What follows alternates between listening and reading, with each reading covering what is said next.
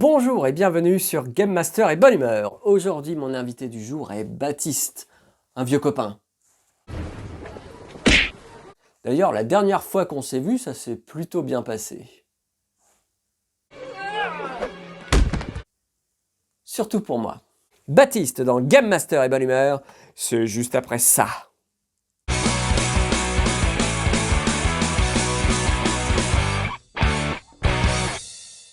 Bon, eh bien, bonjour à tous, bienvenue sur Game Master et Bonne Humeur. Je me présente, je m'appelle Baptiste Greza, j'ai travaillé pendant plus de 5 à 7 ans, plus ou moins, dans le milieu de l'escape game, notamment beaucoup chez Prisoners, j'ai fait chez Coloc, et j'ai fait pas mal d'événements pour ces deux entreprises. Et je suis là pour vous parler d'une anecdote qui m'est arrivée dans mes premières années en tant que Game Master relativement débutant. C'était un moment particulièrement...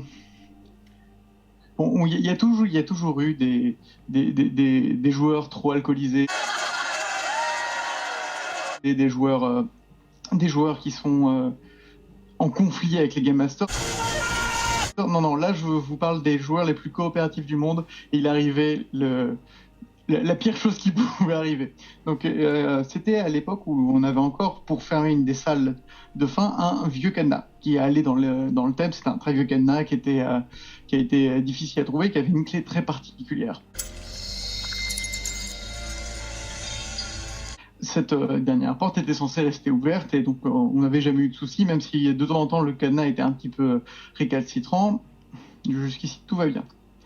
Mais ces joueurs un petit peu facétieux, donc faut imaginer 4-5 joueurs très corporate, avec chemise bien ajustée, entre 50 tirant sur la soixantaine, tous à fond dans le jeu, ils s'amusent bien, tout va bien, sauf qu'il y en a un qui décide de fermer la porte et de fermer le cadenas.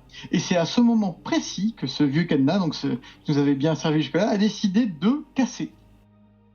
Purement et simplement. C'est-à-dire que le mécanisme à l'intérieur était complètement verrouillé, et c'était un vieux cadenas assez massif, donc impossible de libérer la personne qui était derrière. Et donc il faut m'imaginer arriver dans la salle, se rendre compte du problème en se disant comment est-ce que je vais faire pour faire sauter ce cadenas.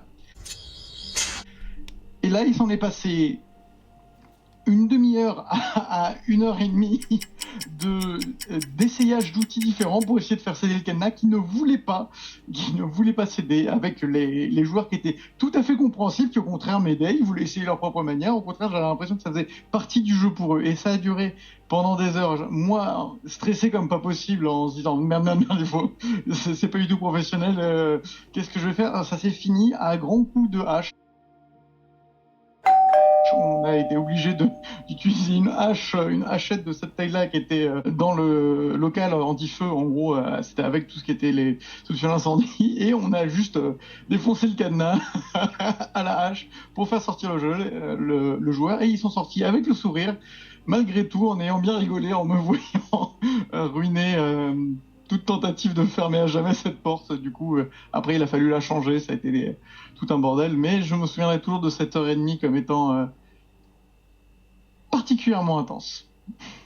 Eh bien écoutez, si ce genre de contenu vous plaît, n'hésitez pas à vous abonner à la chaîne, et surtout à commenter, à liker. C'est vraiment les commentaires qui aident la chaîne au maximum à grandir. Donc si vous le faites, merci beaucoup. Sinon...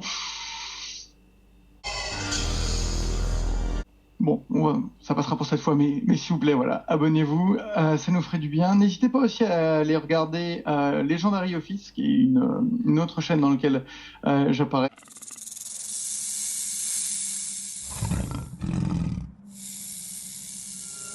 Qui parle d'escape game, justement. Donc là, on est sur un escape game sur YouTube. C'est très rigolo, c'est très léger, c'est assez compliqué sur certains épisodes, donc si vous aimez le challenge, n'hésitez pas. Et sur ce, je vous souhaite une bonne soirée, après-midi, tout ce que vous voulez. Et puis je sais pas si je vais continuer. Vous savez quoi, je vais continuer à parler pendant 15 ans. Je pense qu'il va me fondre un moment au noir, ou peut-être pas. Peut-être. On va voir. Je ne sais pas ce que va faire Cédric, l'animateur. Peut-être qu'il y a un peu de chance. Il va peut-être mettre un générique. Je sais pas, parce qu'on est deux, donc ce sera un générique très court. Mais je vais voir pendant combien de temps je vais pouvoir continuer avant qu'il m'arrête. Ça m'est arrivé une fois où, en marchant, en avançant tout droit dans une salle, je me suis rendu compte, cette salle n'est pas éclairée. Est-ce qu'il y a un souci? Et puis puis là, éclair, explosion, pyrotechnie, enfin bref, c'est toujours dans les meilleurs moments que tout ça arrive. Et tout ça pour dire que à un moment, Cédric va me dire d'arrêter, mais pour l'instant, il ne me dit pas d'arrêter, donc je pense pas continuer pendant un certain moment. Vous savez, tout a commencé le 30 mars 1989, lors de ma naissance. J'étais un jeune enfant lorsque je suis sorti du ventre de ma mère. Ah là là. Je me souviens avoir fait semblant de ne pas respirer parce que voulez-vous, il faut savoir animer la galerie. Puis j'ai grandi, et puis j'ai atteint une taille respectable. Le continuum espace-temps. Bon bah non mais c'est bon, je crois j'ai ce qu'il faut.